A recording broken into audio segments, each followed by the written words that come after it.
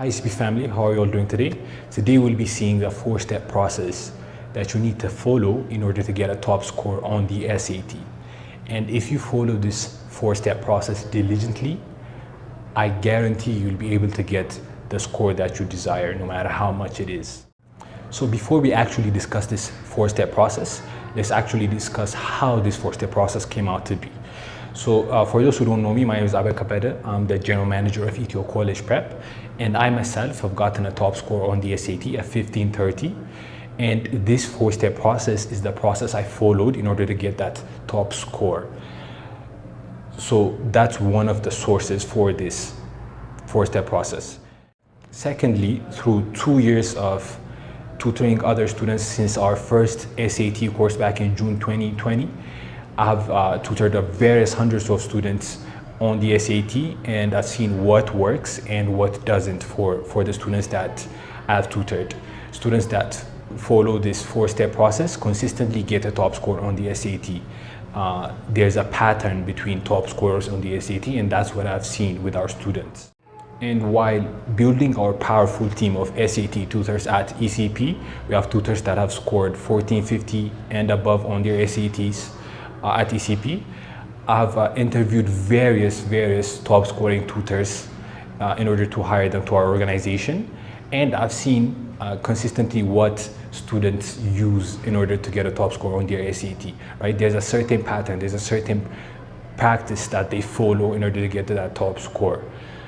So this is how this four-step process came out to be, through my own experience, through the students I have taught the past 2 years, and through various tutors I have interviewed in order to hire them into our organization.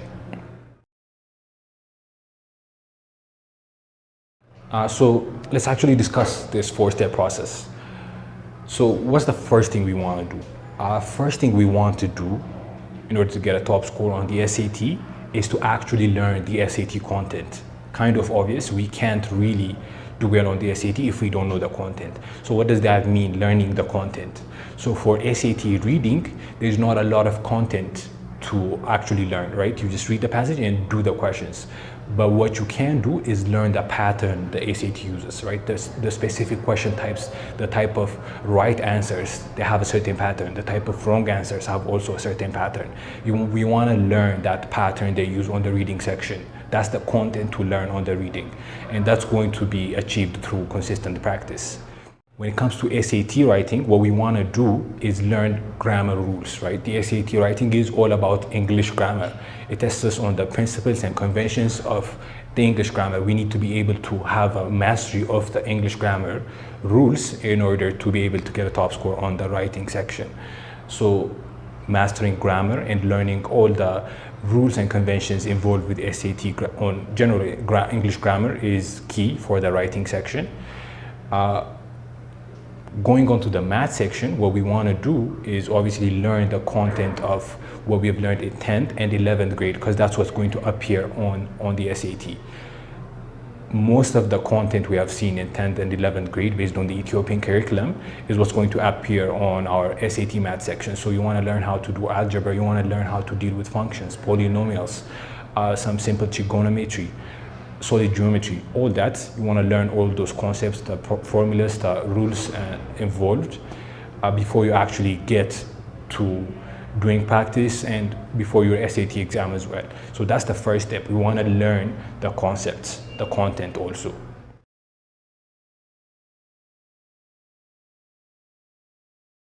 Second thing we want to do, which might be kind of obvious for some, maybe not so obvious for others, is we want to do a lot of practice. A lot of practice based on drills, based on actual practice exams. Just doing a lot of SAT content is really key. I've never seen a student that has gotten a top score without some amount of practice. Even the students that don't spend a lot of time on prep but get a top score, they still do some practice. We really need practice for the SAT because the exam is really unique. It's not something we're used to from high school. So practice is absolutely essential. So when we say practice, how can we practice, right? There are two types of practice. There's serious practice active practice or relaxed passive kind of practice. When we're doing practice, we want to do it in a manner that's serious, in a manner that's active. And what does that mean? We want to take it in an exam environment, right? When there are not a lot of distractions, when in an organized manner, they're in a quiet location. That's really key because focus is really important for the SAT. Second thing, we want to take it in a similar time constraint as the SAT, right? 65 minutes for the reading, 35 minutes for the writing, 25 minutes for the maths and no calc, and 55 minutes for the calculator section.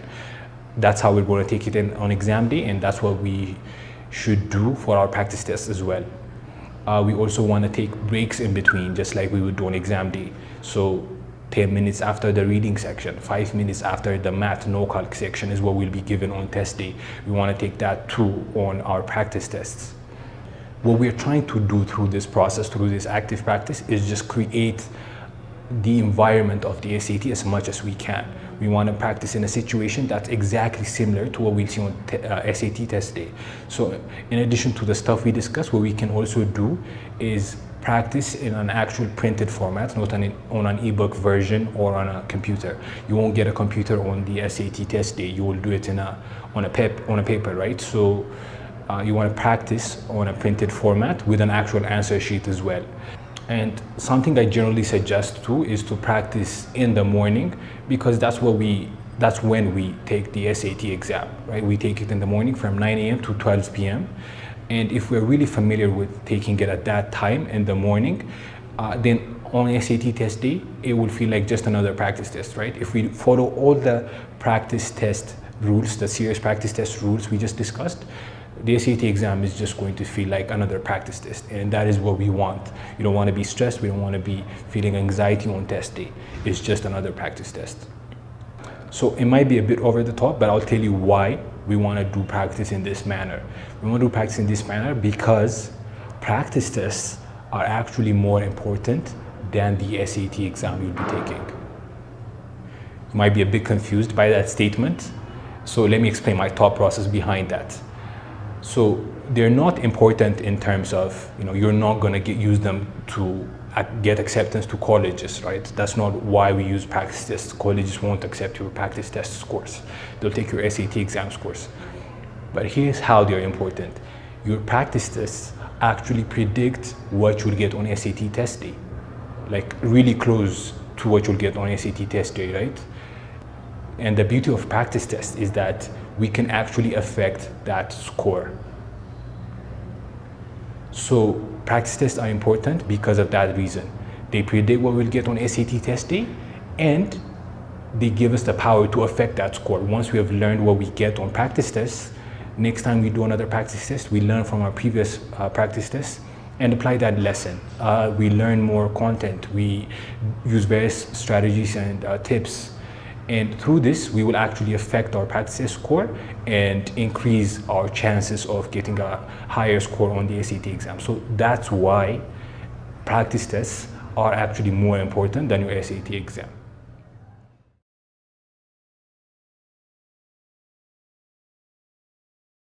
The third step is to review all our mistakes and unsure answers. Notice I actually purposely emphasized the end. That's because there's lessons to be learned from our mistakes, and there are lessons to be learned from our unsure answers as well. Obviously, there's no argument if you got an error on an SAT exam. That means there's something you missed. There's something to be learned from that error that you can use next time you take another practice test. So mistakes are absolutely essential information. When it comes to unsure answers, they're also really important because on the SAT, especially on SAT reading, it's rarely the case that we are 100% sure when we pick an answer, right? You might be like, I feel like it might be A, I'm 80%, 60% sure, but C might also be right. So in that hesitation, there are lessons to be learned, right? What caused that hesitation? Why didn't you fully decide it's A and not C, right? What caused that hesitation? What is the main issue behind that? You want to learn that. So when reviewing our practice tests and our mistakes and unsure answers, we want to do these two things. First, we want to ask ourselves, why, right? Why did we get that specific error? There are generally 4 reasons. It might be a content issue, right? You don't know that specific content.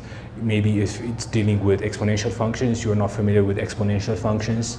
If it's dealing with solid geometry, you're not familiar maybe with that topic. So you want to go back and learn those content, learn that concept. So that's the first thing. So it might be a content issue, or it might be a comprehension issue. That's another reason why students get errors. You don't specifically know the phrasing behind a certain question. You don't understand what it's asking you. You don't understand some specific wording or phrasing within the question. You don't really understand the question. That's what we call a comprehension issue. So you want to learn why you got why that comprehension issue happened, right? There's a reason for that. What specific phrasing or wording did you not understand in the question or in the answer choice? So that's another reason. Third reason might be careless error, right? Careless errors happens to the best of us. But there's still a reason why we make careless errors, right? They're not random things that happen. Careless errors happen for various reasons, right? On the maths, maybe you skip workout steps, right? You just try to do it in your mind.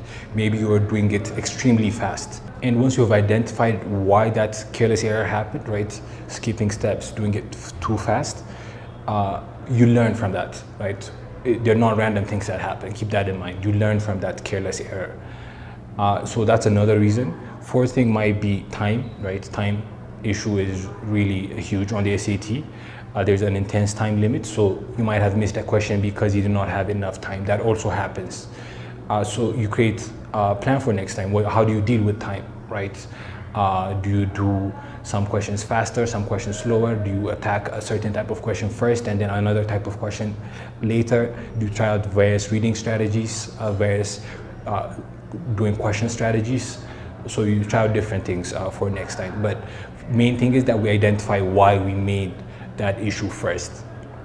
So after we have identified why we made a specific error, what we want to do is create a plan for next time.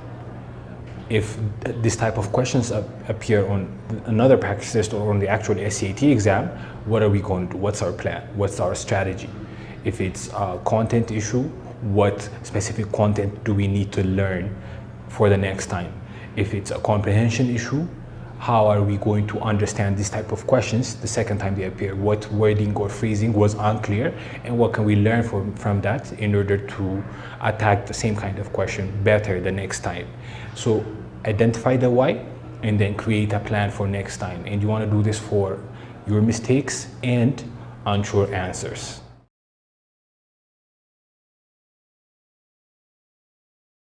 So 3 steps so far. We learn the concepts, do practice exams, and then we review our mistakes and unsure answers. The 4th thing we want to do is to repeat this process over and over and over until we consistently get at or above the score we are aiming for. Not just once or twice, but consistently, at least 5 or more practice tests. So repeating this process again, right? It's not a one-time go-through. You might learn, you'll learn the concepts, and then you will do practice exams, and then you'll find that on practice exams, while reviewing, there's a content gap. So you go back to learning the concepts, and then do another practice test, and then review, learn that there's a time issue. You strategize around that, and then do another practice test. So it's a cyclical process, and we want to do it over and over and over again until we can consistently get at or above our goal score. So like I said in the beginning of the video, if you diligently follow this 4-step process, there's absolutely no reason why you can't get to any score, literally even a 1600. It's all about just repeating this process again and again and again until you can consistently get to your goal score. So that's the 4-step process that I've seen a lot of students use in order to get to a top score. I myself have used personally in order to get a 1530 on the SAT. So I hope that was helpful. I hope you guys found that helpful. So that's going to be our video for today. Make sure you like, subscribe, and comment. We'll see you in the next video.